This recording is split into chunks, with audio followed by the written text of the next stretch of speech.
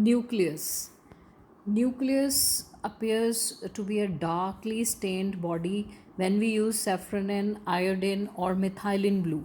Now, what are these components? These are actually the stains that are used in preparation of the slide in the lab. I'll show you all these when you'll be coming to school. I'll show all these in the lab, they are available there. Now, in the making of the onion peel slide, if you have watched that YouTube video which I have sent you, then you can see that the use of safranin is there. So instead of safranin, we can use iodine also, as well as methylene blue also. So nucleus appears as a darkly stained structure with the help of these types of stains. They are generally used as stains for coloring the material of the cell, like cell wall and the nucleus. Now, nucleus, when we study it under the electron microscope, what we find that nucleus is a double membrane structure. It possesses nuclear pores. There's a nucleolus present inside, and these nuclear pores allow the communication with the cytoplasm. Now, the thread-like structures which are present inside the nucleus, these are called as chromatin. Chromatin changes into chromosomes at the time of cell division. When the cell division occurs, chromatin changes into chromosomes. Now, chromosomes have these two parts which are called as chromatids, and the central part that is called as centromere. Now, inside these chromosomes, what is present is DNA. What is the full form of DNA? Deoxyribonucleic acid. Now, DNA is a double helical structure, and a small part of DNA is called as a gene.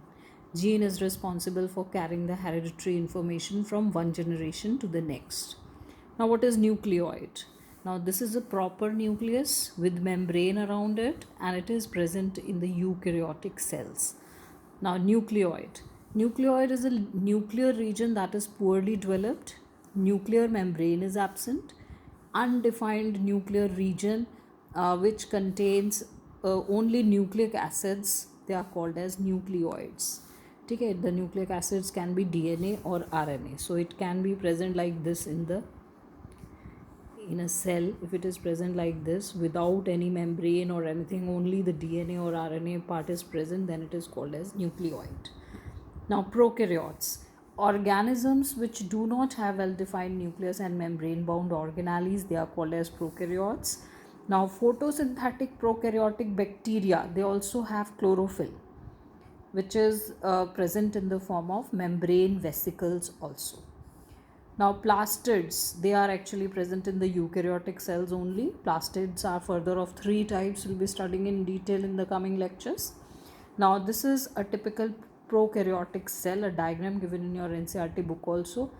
It is having a cell wall, plasma membrane. It is having this nucleoid.